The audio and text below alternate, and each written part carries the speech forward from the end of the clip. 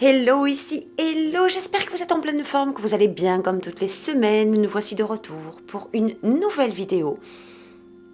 Notification, petite clochette, ça vous parle? Appuyez, je sais pas où, à gauche, à droite, en bas, je sais pas où. Mais en fait, là, aujourd'hui, je voudrais vous poser une question. Est-ce que vous laissez de la place pour accueillir ce que vous manifestez? C'est ce qu'on va voir aujourd'hui.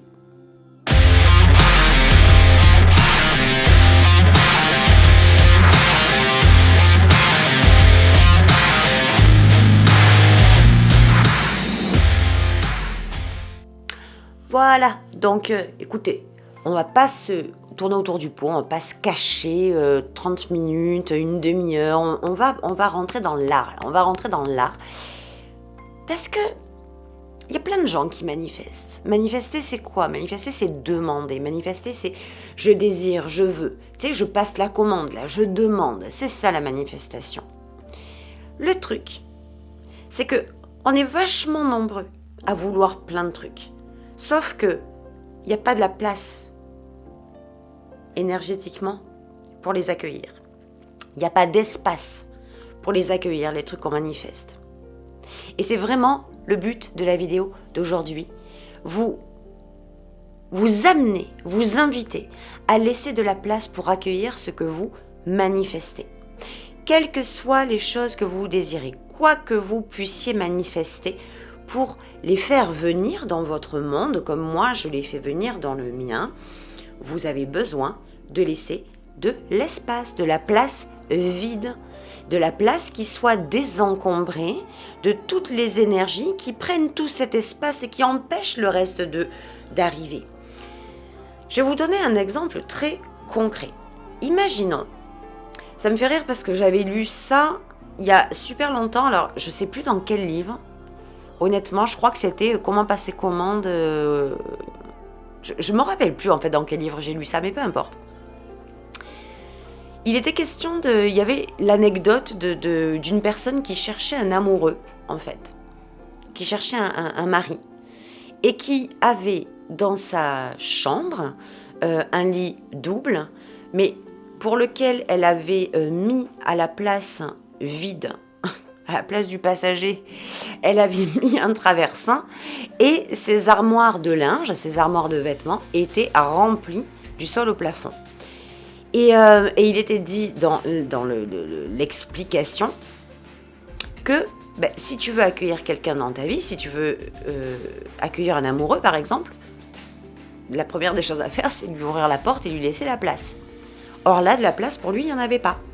Et puis la porte, elle était fermée. Et elle pouvait manifester tant qu'elle voulait. Elle avait bouché l'espace, elle avait bouché la place pour accueillir ce qu'elle désirait. Le truc, c'est que ça se passe de la même façon dans tous les aspects de notre vie. Si vous voulez avoir plus de clients en business, c'est votre désir, vous le manifestez. Mais est-ce que vous laissez de la place à vos clients? Est-ce que vos clients ont une place pour vous dans votre cœur et dans votre vie? Vous voulez générer plus de revenus? Merveilleux, vous le manifestez, comment dépasser? Mais est-ce que vous laissez de la place à plus de revenus? Ou bien le fait d'avoir plus de revenus, c'est immédiatement retour à l'envoyeur tellement vous avez peur ou vous avez une sale relation à l'argent ou une mauvaise perception de l'argent? Est-ce que vous manifestez par exemple d'avoir de super relations? Je veux changer de personne, je veux vraiment avoir de très belles relations. Mais est-ce que le fait, quand vous manifestez le fait d'avoir de meilleures relations ou de nouvelles relations, est-ce qu'elles ont de la place pour entrer chez vous? Est-ce que vous leur laissez de la place à ces nouvelles relations? Ou est-ce que le fait d'avoir de nouvelles relations, ça, directement dans votre cerveau, ça enclenche chez vous, ou ça déclenche plutôt chez vous quelque chose de négatif? C'est ça, le pouvoir de la manifestation. Il ne s'agit pas que de manifester, il ne s'agit pas que de faire des demandes, il s'agit aussi de laisser de la place pour accueillir le fait que ça arrive. Si vous avez un vase rempli d'eau et que vous avez envie de le remplir encore plus d'eau ou de changer l'eau, vous allez devoir vider le vase qui est avec de l'eau pourrie à l'intérieur, et de le vider pour le remplir avec de l'eau propre, de l'eau toute fraîche. Ben, dans la vie, c'est pareil. Et c'est ça, l'accueil et laisser de la place à la manifestation.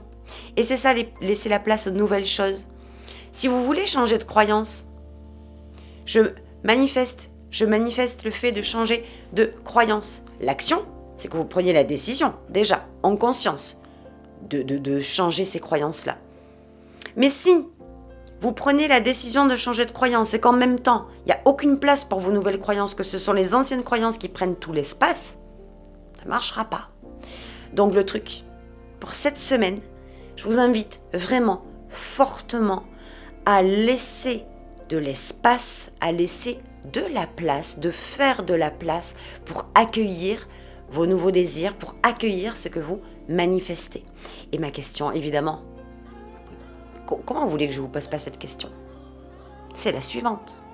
Est-ce que vous laissez de la place et de l'espace pour accueillir ce que vous manifestez au quotidien? Ça sera ma question. J'ai hâte de lire vos réponses en commentaire. J'ai vraiment hâte. J'adore échanger avec vous. J'adore partager, avoir vos points de vue, avoir votre perception de la vie. C'est tellement enrichissant pour vous autant que pour moi. Donc je vous laisse répondre en commentaire. Réfléchissez bien à cette vidéo. On se retrouve la semaine prochaine. Ciao, ciao!